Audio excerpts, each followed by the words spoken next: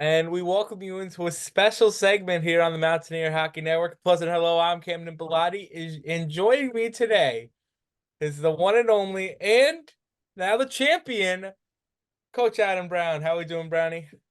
I'm feeling pretty good right about now, I would say. I have not regained my voice yet, so bear with me. I will try to project, but there was some singing on the bus. I don't think the boys turned the speaker off for like the entire 6 hours. Oh, that poor And bus driver. Mark Stankiewicz was on he was DJ and there were some bangers, so I was really singing along and I'm feeling it today. That poor bus driver must have had a lot of fun with you guys. That he Dave is the man. He had a blast. He loved the guys, and the guys are always yes sir, no sir when they're talking to him, and he loves those guys. I think he enjoyed it. Yeah, who wouldn't enjoy that? That must have been a great weekend. Let's start off with St. Joe's. Friday afternoon game to start it off. You had to get on the bus really early in the morning. What was it like playing an afternoon game on a Friday where you had to board the bus and then go right into St. Joe's? And what happened in that game for people that maybe not have watched? It was intimidating, and it was intimidating due to the fact that last year our only really difficult game was that first one. Georgetown took us to double overtime before Mitch Ducalo ended that one. Um, so if you talk about like a recipe for disaster, if we know that our first game is gonna be our toughest one, and we're gonna be on a bus for 6 hours, and we're leaving at 6 a.m. to go there. It was intimidating. I fully anticipated that we would have to weather a storm for the first period, and then after that, we're a much better team than St. Joe's. So as long as we did the necessary things and we kept our feet moving, I felt really confident. We just had to get the bus legs out of the way, and bus legs are rarely an excuse for me. But this one was a difficult one. I'll admit it. But they weathered the storm. So So what happened in that game? yep. So St. Joe's, we came out, we opened up the scoring, but they kept it really tight. I think it was 3-2 us, maybe going into the third, but we ended up beating them 6-2. So our conditioning kind of they looked a little bit tired. We were definitely in better shape. So in the third period, it was we dominated pretty good. So I was able to my heartbeat was able to come down just a little tiny bit. Yeah, all right. And then for sure, the Revolutionaries out of George Washington was your next matchup. Now, they played you guys really tough. It was 1-1 going into the third, and late in the third, T. Howe decided that he's had enough and made it 2-1, and that was the final. What happened in that game? Why were you not as dominant, maybe, as you would have expected to be? Yeah, speaking of games where my heart did not get a rest, George Washington was definitely the one, and I wasn't surprised by it. So the thing about George Washington is if you look at their roster and you look at their stats, they don't maybe have like a single thing that jumps right out at you and you're like, oh, we got to watch out for that. But they don't do anything poorly. They do everything really solid. And when we played them the first game of the year this year, that was also a 1 goal game. So it was 5-4. So George Washington, they're coached really well. They don't have any real weak spots. They gave us. I was not surprised that it was a close one. But you said the name T. Howe. That man, he dominated that game. He took that over. He was by far and away the best player on the ice that night against George Washington. Maybe sort of an undercover play that he made was pinning pucks against boards to get the boys going on the PK. He's that man is a horse. It's insane. Yeah, and Tyler Howcroft is kind of an interesting story, and I'm really close with him. I talk to him whenever we're at the rink. He was originally on D1 and then he went to D2. What has he meant to the program and what did he mean for you that whole season once he joined? We called him the missing piece. Um, we have we have depth, but we were missing a second line center. We tried different guys. But we needed somebody to gel. We liked the combination of Weichel and Panchizin. We needed somebody who could gel with those guys. So what we ended up with when T Howe joined that line was probably our most hockey smart line. So then I know we'll get to it in a second, but then when we played Denison, our gold line is our most offensively inclined, but we were line matching Denison's best line against Gray line because they have the best hockey senses. They were the most hockey smart. It created this really well rounded line that I could put out in any different situation. And specifically for T How, he's on the power play. He gets minutes 5-on-5. He's on the PK. He does just a little bit of everything. He's an absolute Swiss Army knife, and he meant the world to us. Yeah, for sure. And as you mentioned, you took on the Big Red out of Denison, the number one overall seed going into that tournament. Let's start after the first period here. You guys were down 2-0 over a Denison team that really was just taking laps over you guys that whole period. Yep. And you talked about it at the end of the game because I heard it because I really wanted to hear what you had to say. But let's revamp that. What was that locker room like after that first? And what did you tell them? So I'll take it back to pregame. So before we're going into that game, I told the guys, you're all probably nervous. And if you're saying you're not nervous, you're probably lying because you're a human being. But I said, Denison, I promise you two things. Number one, they're more nervous. So their emotional highs and their emotional lows, they're going to ride those higher and lower. And we're going to take advantage of that.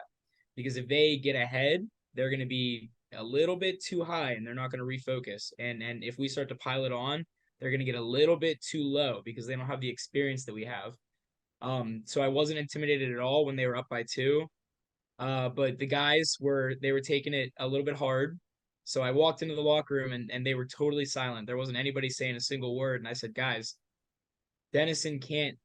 Do you think that your little vow of silence is going to affect Denison in any way? Like they can't hear you. They don't know what's going on in this locker room. So I'll keep what was said between us and the team, but I told the boys in this is much fewer words than I used, but I said we're gonna have some fun this period. I don't care what happens, we're gonna have a blast. And Mason Smith took it from there, and we went from intimidated and a little bit flustered to a bunch of crazy people. Guys were screaming, guys were yelling, guys were chirping. Nobody was taking penalties though. We were hitting, we were skating.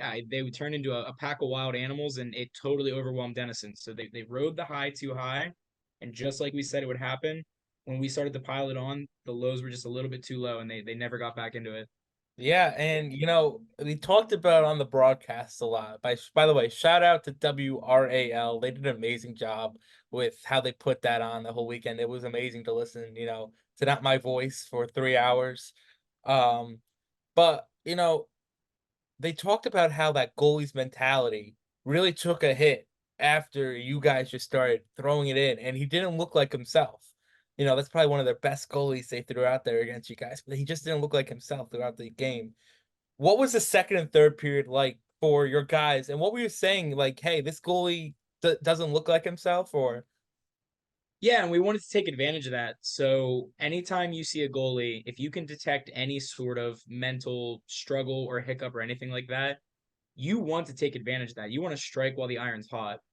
So I told the guys, especially going into the third, because when we opened the floodgates in the second, and then going into the third, I told the guys, every single time there's a shot going towards the net, stop right in his face. Get right in his face, let him know you're there, tell him what a lovely game he's having, and then skate away. Get right out of there, but get right in his grill. You want to, if you see that little bit of a crack, because goalie is such a mental position. So if you see that little bit of a crack, take advantage. Get right in his face. Get every single rebound. Pucks to the net. You want to intimidate him. You want to strike while the iron's hot. yeah? And then let's move into a different goalie from the other side, our side here. You said it all year long. I think I heard it about 50 times. Griffin Kennard was the best goalie in our league. Griffin Kennard is the best goalie in our league. I've heard it so many times, it's ingrained into my brain. He showed out. He was the MVP. What has he meant to you this season, and what do you expect from him next year? I don't know how many different ways I can say it, but he's the best goalie in the ACC. I've been saying it forever, and to this point, that MVP jersey that he got at the end of that game, that's the first accolade that the league has recognized him for. So he wasn't goalie of the year this year. He wasn't selected for the European All Star team, and so I wanted to make it an absolute point that every time WRAL interviewed me, I wanted to throw something in there about the fact that we have the best goalie in the league, and Griff did the rest. So he showed up for all of it. He didn't have a single out of 9 periods that we played. Didn't have one bad one the whole time, just like I knew he wouldn't. When you have a goalie that's that automatic, the guys can play just a completely different game in front of you. They play with no fear. They never feel like they're out of it. Griff means the world to this team, and he is coming back for at least 2 more years. I'm working on the 5th year already. I've planted the seed. I don't think I'm going to win that fight, but we'll see what happens. I have him for at least 2 more. Yeah, and that wraps up that ACC. But let's look at the season overall. You know, such a fun team to cover. Day in and day out. I was really excited to cover D2 because the mentality in that locker room was always happy. You had a few bad games here and there, but you always, smoothed it out. And there was never a bad day going to the locker room. What was this team like for you? First year head coach, obviously you coached under Kutek last year. What did this team mean to you? And how did you know that this was the team? This team means the world to me, and I've told them that on a couple of occasions, including after we won the championship. They I don't know if I'll be able to put it into words right here, right now. But they really mean the world to me, and a few like a big handful of the most influential athletes I've ever had the opportunity to coach are on this team right now. So I would do anything for those guys, and that was what was necessary for the course of the season because you're talking the season as a whole. They didn't come out firing. They were very, very young, and we took some L's early. There were a few times we stumbled against teams that we shouldn't have, but we never lost sight of the big picture, the season as a whole. Every decision that we made, every practice, everything that we did, we wanted to tackle the obstacle in front of us, and simultaneously we had to look at the playoffs. So we coached for the playoffs from the very, very beginning. Yeah, and we're gonna move it. We have three more questions here. The first one is, what did it mean to have those seniors go out with another ring?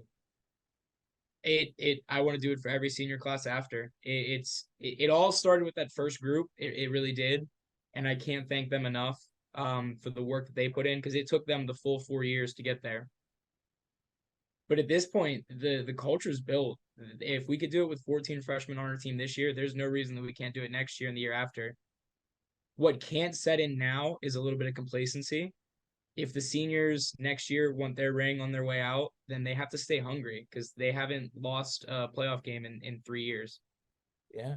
As of next year, it'll be 3 years. They have to stay hungry. They can never take it for granted that that's going to happen. It's not an automatic thing. You have to work really, really hard for it. So we'll keep them on track, and I'm really glad we could do it for the seniors this year. I want to do it for the seniors the year after and the year after that. And Nate Connolly, your buddy, what did it mean to have him? You've been friends with him a long time. What did it mean to have him come in as your assistant coach, do a lot of scouting, and what did he mean to you this year? Yeah, he stinks. Next question. No, I'm just kidding. He's Nate's. I've known Nate since kindergarten, man, and our hockey journeys have always been parallel. We've been really, really close that way. Nate's a dog. He grinds. He loves the game. He puts in all of that work that coaches have to do away from the rink. He's right there. He does it, man. It's pre-scout. He's recruiting with me. We did much more film this year than I think this team has ever done. The stat keeping and stuff like that. One of the messages that I delivered to the guys after the championship game is we made strides in many different areas. The film that we're doing, the advanced analytics that we're keeping, stuff like that. But we want to keep moving forward. And Nate's a huge driving force there, and I can't put into words what he meant for this team, what he means to me. I love that guy. So I guess he'll be back next year. Oh, shucks. I know. Spoiler alert. And finally, how is your suit doing? How is your beard doing? And how you doing? How's that beard and how's that suit going? My suit is sitting in my suit, my tie, and my dress shirt are sitting in a garbage bag, waiting to go to the dry cleaner. My body is in absolute shambles. I'm so tired. It has been the longest 2 weeks of my life. Um, but I wouldn't trade it for the world. all of that work, it's the greatest feeling. It's the greatest feeling to win that championship, and it makes it all worth it. I'm exhausted. I will rest up, and I have a little family ski trip this weekend, so hopefully I can get some Oh rest and God. relaxation, and I'll bounce back. But have you not heard about the beard? No. Oh, I have. Go It's fill coming everybody off. in. It's coming off. You getting rid of it all? I'm gonna shave it tomorrow. I'm gonna start fresh for I'm gonna grow it back, but for a few months I will be just a mustache. Uh, no, you can't just do the beard. You gotta shave it all. Nope, I want to try a muzzy. My father before me had a mustache. I come from a long line of mustaches, so I got to see what it looks like. We're gonna put I that up. haven't seen my own chin in 9 years, so I just want to try it. I'm scared to see how it looks tomorrow. I don't know if I'm gonna be able to recognize you. I won't be able to recognize me. I don't remember what my chin looks like. Well, Coach, it's been an absolute pleasure covering you for the past 2 years now. I can't believe I've been here for 2 years. Every day's a blessing, and it's been a blessing to work with you for the past 2 years. Every day I text you, I say, what's going on here? You always have an answer for me, in minutes. So I'm truly blessed to work with you and all the coaches, not just you, but it's been a blessing to work with you. And congratulations on winning your second win from all of us here in the Mountaineer Hockey Network. Well, it's been a real pleasure to work with you for the last 2 years and to the whole intern team. I think that the collaboration between the coaches and the interns this year, it is at an all-time high. And as a result of that, like the things that we've been able to do this year, like social media wise and like promotions and stuff like that, that cohesive team that we all have, it paid off in a big way. Like we really pushed things forward this year. You guys were on the road doing broadcasts. We brought TJ on, and everyone saw the videos that he's been doing on Instagram. And just that group chat and that teamwork that we have between the coaches and the interns, that was not for nothing. And it's pushing things away from the ice and away from the rink. It's pushing those things in the right direction in a big way. And you guys, I hope you guys know what a huge piece of this equation you guys are, because those aren't fake things. Recruits see those things, the other team sees those things. I mean, those are very real pieces of this puzzle, and I really, really appreciate you guys, all of you. Well, Coach, it's been a pleasure to work with you. Congratulations on winning your second ring, your second hat. And congratulations to the whole D2 team. Another amazing season. And all of our players that play for WVU hockey. Congratulations on finishing another season. That'll do it for us for this season here on the Mountaineer Hockey Network. We have a few more videos that'll be coming your way, so stay tuned for those. But other than that, we'll see you all next year. It's been a great season. Goodbye, folks.